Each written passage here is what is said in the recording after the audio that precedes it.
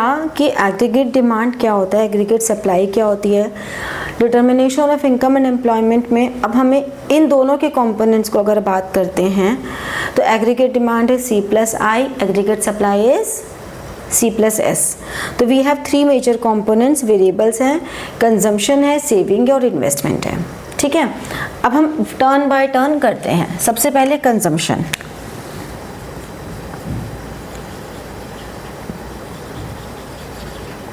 क्या होता है कंजम्पशन का मतलब? What do you know about consumption?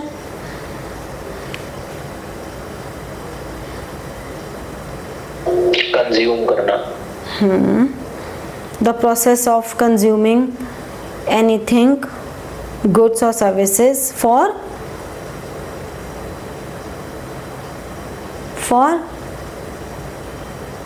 our own benefits and need satisfaction. हाँ भाई। So consumption, this is a process, okay, by which one person gets satisfied. This may be a good, this may be a service, but अभी मैं पढ़ा रही हूँ, this is a service I am producing, you are consuming. If you are understanding this, then it means you are getting satisfied. So this is the consumption. Okay. अब consumption में भी what is the intensity of consumption? हम इस consumption को पढ़ने के लिए term use करते हैं consumption function और we can say propensity to consume.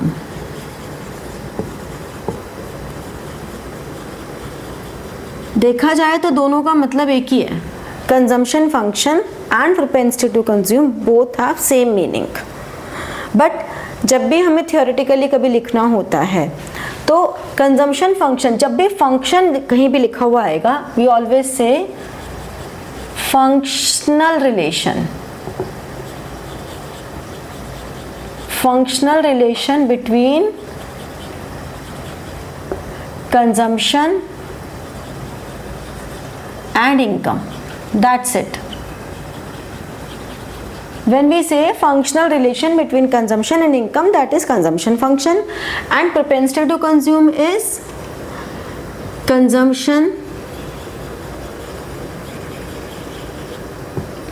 changes when income change. जब भी इनकम चेंज होगी कंजम्पशन में चेंज आएगा ही आएगा. You agree with this?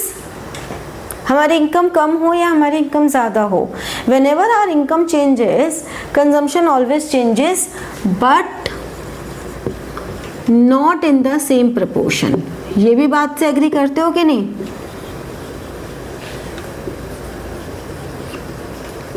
करते हो या नहीं, ये तो बताओ. भाई अगर मेरी इनकम 1000 रुपीज़ से इंक्रीज हुई तो देयर में भी अ चांस कि मैं अपनी कंजम्पशन को 400 इंक्रीज कर दूं, बाकी सेव कर लूं. देयर में भी अ चांस कि मैं पूरे 1000 एज इट इज़ कंजम्पशन बढ़ा दूं, सेविंग बिल्कुल ना बढ़ाऊं. देयर में भी अ चांस कि मैं अपनी कंजम्पशन को 50% बढ़ा दूं. तो कुछ भी प्रपोर्शन हो सकता है. बट अगर हम बात करें तो कंजम्पशन में एक हमारे पास ऑटोनोमस कंजम्पशन है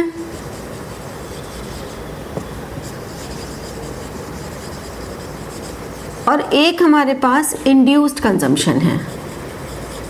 एनी आइडिया अबाउट दिस?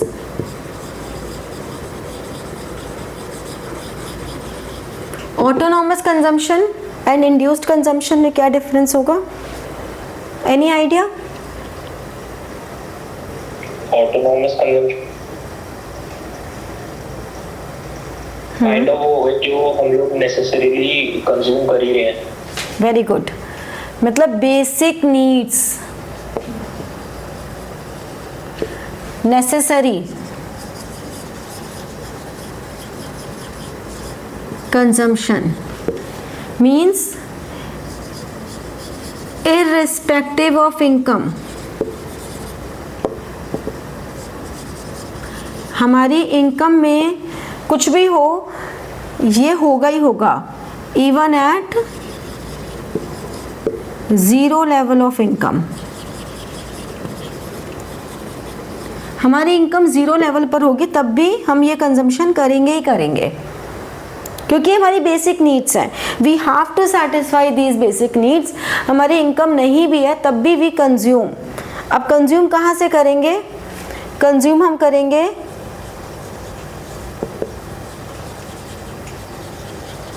या तो पास्ट सेविंग से करेंगे, ठीक है, और या फिर बोरोइंग्स लेंगे। बोरोइंग्स लेंगे तो हमारी फ्यूचर सेविंग्स को हम अभी कंज्यूम कर रहे हैं।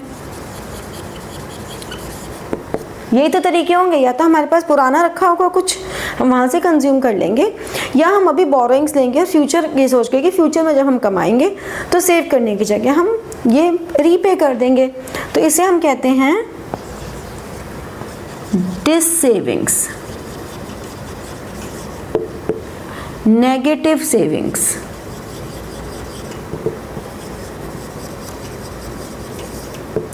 ठीक है। So autonomous consumption is denoted by either small a और C bar. We denote by A small और C बार। ये हमारा ऑटोनॉमस कंजम्पशन है। इंड्यूस्ड क्या होगा? इंड्यूस्ड कंजम्पशन क्या होगा? एंटरटेनमेंट पर्पस के लिए यूज कर रहे हैं, जैसे मूवी वगैरह देखना काइंड ऑफ।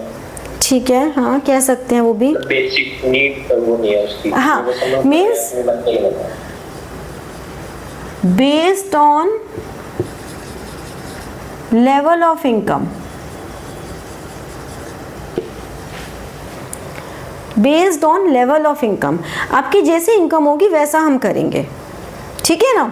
तो जो ये बात आ रही है प्रोपेंसिटी टू कंज्यूम, ये इंड्यूस्ड कंजम्पशन के लिए आ रही है कि हमारी प्रोपेंसिटी टू कंज्यूम क्या है, ठीक है ना। तो हम कहते हैं प्रोपेंसिटी टू कंज्यूम इज कितनी हमारी डेप्थ है, कितनी हमारी इंटेंसिटी है कंजम्पशन की।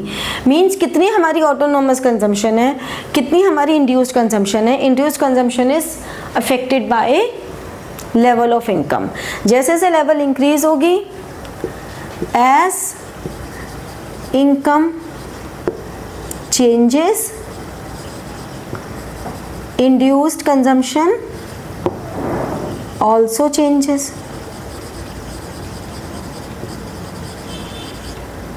ठीक है ना,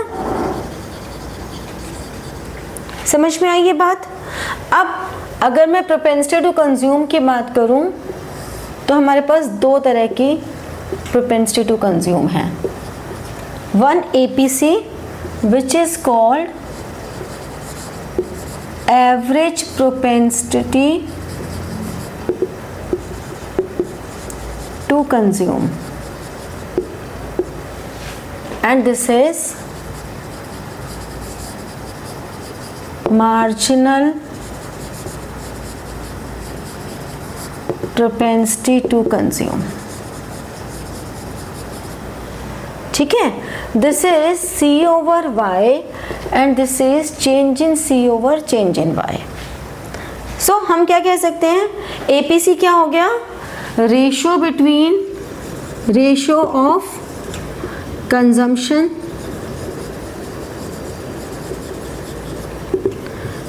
एंड इनकम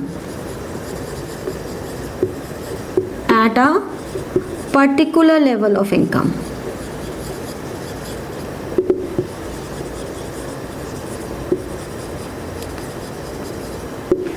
एक पर्टिकुलर लेवल ऑफ इनकम पे what is the ratio between consumption and income is APC, whereas ratio of change in income and change in consumption, ratio of change in income and change in consumption is MPC। तो ये बता रहा है behaviour of consumption, कि how consumption behave due to change in income. Income में change होने से consumption किस तरह से रिएक्ट कर रही है, that reaction is studied by MPC and we denote MPC by small b। तो MPC का रिलेवेंस क्या है, अगर MPC की वैल्यू 0.2 है तो व्हाट वी से, हम कहते हैं कि जो भी इनकम है उसका 20% हमने कंजम्पशन में डाल दिया। अगर MPC की वैल्यू 0.4 है, इट मीन्स जो भी इनकम में चेंज हो रहा है उसका 40% हमने कंजम्पशन में डाल दिया। ठीक है, तो induced consumption is denoted bye BY, means हमारी टोटल इनकम कितनी है और कितना चेंज हो रहा है। B denotes the change in consumption. तो जितनी भी हमारी इनकम है, सपोज हमारा जो इनकम लेवल है वो 2000 है और उस 2000 पर हमारी MPC की वैल्यू है 0.8। इसका मतलब 2000 टोटल इनकम है, उसमें से 80% वी आर कंज्यूमिंग 1600, और जो बची हुई इनकम है वो हम सेव कर रहे हैं। समझ में आई ये बात? क्लियर हुआ? तो इस तरह से ये हमारा पूरा खेल चलता है कंजम्पशन फंक्शन का। अब ये नोट करो, फिर इसका डायग्राम करते हैं। अब हमने कंजम्पशन फंक्शन के बारे में पढ़ा, हमने पढ़ा ऑटोनोमस कंजम्पशन, इंड्यूस्ड कंजम्पशन। तो यानी कि टोटल कंजम्पशन क्या हुई, टोटल कंजम्पशन क्या हुई बताओ? टोटल कंजम्पशन इज प्लस, हाँ दोबारा बोलो।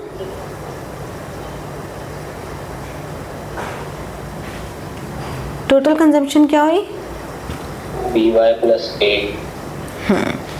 Means we can say autonomous consumption. हर तरह से पता होना चाहिए, जब MCQs में आता है तो हमें फॉर्मूला तो रट जाता है, लेकिन वर्ड्स के फॉर्म में नहीं पता होता और हम कंफ्यूज हो जाते हैं,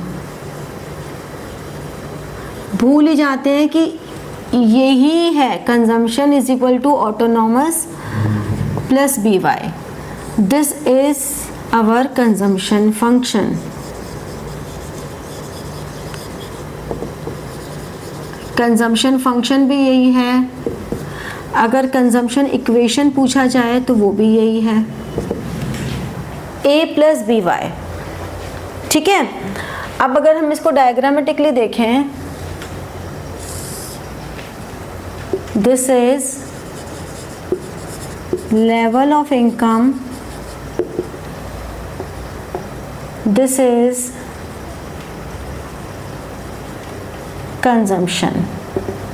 तो this is your consumption curve. ठीक है, तो OA this is your autonomous consumption. तो हमारे क्या क्या पॉइंट्स आए कि consumption curve never starts from origin, है ना? ये पॉइंट निकल कर आया कि consumption curve never starts from origin, it is always start above the origin. क्या रीजन है इसका? कंजम्पशन कभी 0 नहीं हो सकती। हाँ, तो इसका आंसर होगा, अगर y पूछा जाए, why consumption curve never starts from origin, why consumption curve starts above the origin, तो y का आंसर होगा due to autonomous consumption.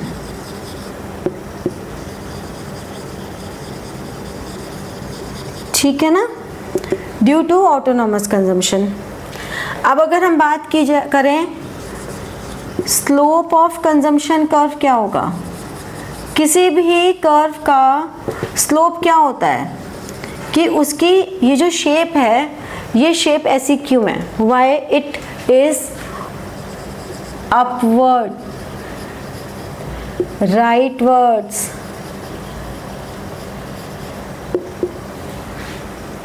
Why this shape? Straight line. Income बढ़ेगी तो कंजम्पशन भी बढ़ेगी, और वो इनकम बढ़ेगी तो कंजम्पशन भी बढ़ेगी। किस कंपोनेंट पे डिपेंड कर रहा है? इनमें से कौन सा वेरिएबल है जिस पे ये डिपेंड कर रहा है? बी बेसिकली बी की वैल्यू ही डिटरमाइन करती है कि हमारा कंजम्पशन कर्व का स्लोप कैसा होगा। अगर बी की वैल्यू बहुत कम है तो हो सकता है हमारा कंजम्पशन कर्व का स्लोप ऐसा सा हो, अगर बी की वैल्यू बहुत ज़्यादा है तो हमारा ऐसा भी जाएगा। तो how consumption curve moves upwards, it depends on the value of B, means the value of MPC। तो we say the slope of consumption curve is always B। अब इसी में अगर ये मेरे पास y 0 लेवल है और ये मेरे पास C1 है, तो what is the value of APC? The value of APC is C/Y, that is C is OC1 or and OY0. As income increases, Y1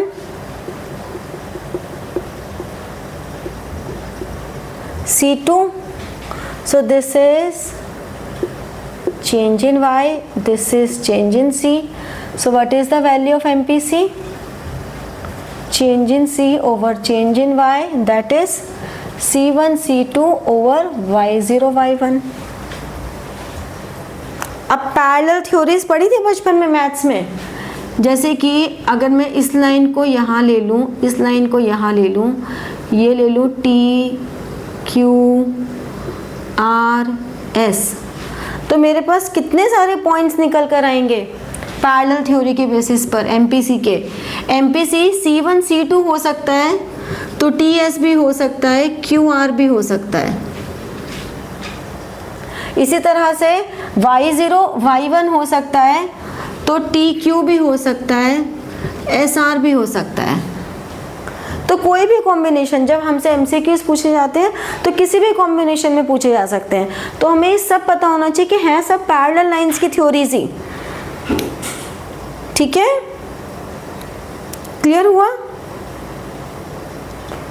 तो ये हमारा पूरा कंजम्पशन फंक्शन, कंजम्पशन कर्व सब कुछ है ये, और ये अगर आ जाता है तो फिर बाकी सारे एलिमेंट्स सब इस पे डिपेंड करते हैं। हाँ बोलो, क्या कह रहे हो?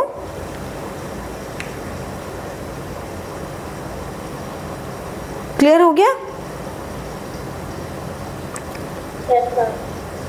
थोड़ा बहुत है। बताओ कहाँ पे अटक रहे हो, मैं दोबारा बता देती हूँ। मैम एक बार पहले फोटो भेज दो ग्राफ की, फिर उसके बाद बता दो। चलो ठीक है, फोटो भेजते हो। ग्राफ में दोबारा बनाती हूँ एक, फिर से देखो ग्राफ को। ये है, ये मेरा कंजम्पशन कर्व है,